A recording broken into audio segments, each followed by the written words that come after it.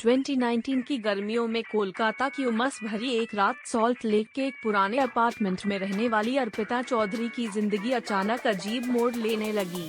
वो एक साधारण कॉलेज स्टूडेंट थी, खुशमिजाज, पढ़ाकू और अकेलेपन से डरने वाली।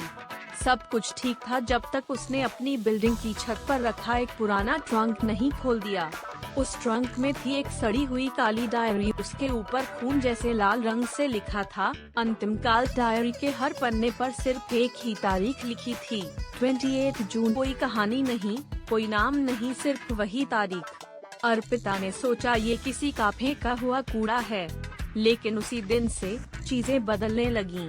पहली रात को उसे नींद में किसी के चलने की आवाज आई। कमरे में कोई नहीं था, लेकिन फर्श पर गीले पैरों के निशान थे, जैसे कोई नहाकर सीधा उसके कमरे में आया हो। दूसरी रात उसका फोन अपने आप चालू हो गया। स्क्रीन पर बस एक नोटिफिकेशन था, अंतिम काल पास आ रहा है। न कोई ऐप खुला, न इंटरनेट चालू था। तीसरी रात आईने में उसे अपनी परछाई कुछ सेकंड देर से हिलती दिखाई दी और अचानक आईना चटक गया, बिना किसी चोट के। अर्पिता डर गई थी। उसने डायरी को जलाने की कोशिश की, लेकिन डायरी जलने के बजाय जलती हुई लपटों में एक चेहरा उभर आया, जैसे कोई उसे देख रहा हो और मुस्कुरा रहा हो। उसने लोकल पंडित विश्वनाथ शास्त्री से संपर्क किया। पंडित ने डायरी छूते ही हाथ पीछे खींच लिया और बोला, ये कोई चीज नहीं, ये घड़ी है, मौत की घड़ी। और वो डायरी कोई लिख नहीं रहा, वो खुद को लिख रही है। पंडित ने बताया कि अंतिम काल उस पल को कहते हैं जब इंसान का समय अपने आप से पीछा छुड़ाकर भागता है, और जो उस डायरी को पढ़ लेता है उसका समय गिनती में आ जाता है।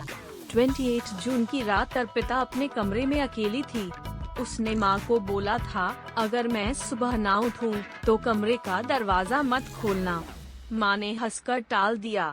सुबह दरवाजा सच में नहीं खुला। कमरा अंदर से बंद था। खिड़की की सलाखें जुड़ी थीं, लेकिन अर्पिता गायब थी। कमरे में सिर्फ दो चीजें थीं, एक टूटी हुई घड़ी जिसकी सुइयां 303 पर अटक गई थीं, और वो डायरी जिसके आखिरी पन्ने पर लिखा था अर्पिता पूर्ण। अब डायरी के नए पन्ने खुलने लगे हैं और अगली तारीख लिखी है 13 मई, लेकिन इस बार नीचे एक नाम और लिखा है तुम। अब सवाल सिर्फ इतना है, क्या तुम भी अपना अंतिम काल देख चुके हो? डैश अगर तुमने इसे यहाँ तक सुना है, तो शायद तुम डायरी की अगली कहानी बन चुके हो। आईने में देखो, क्या वो परछाई अब भी तुम्हारी है? डैश।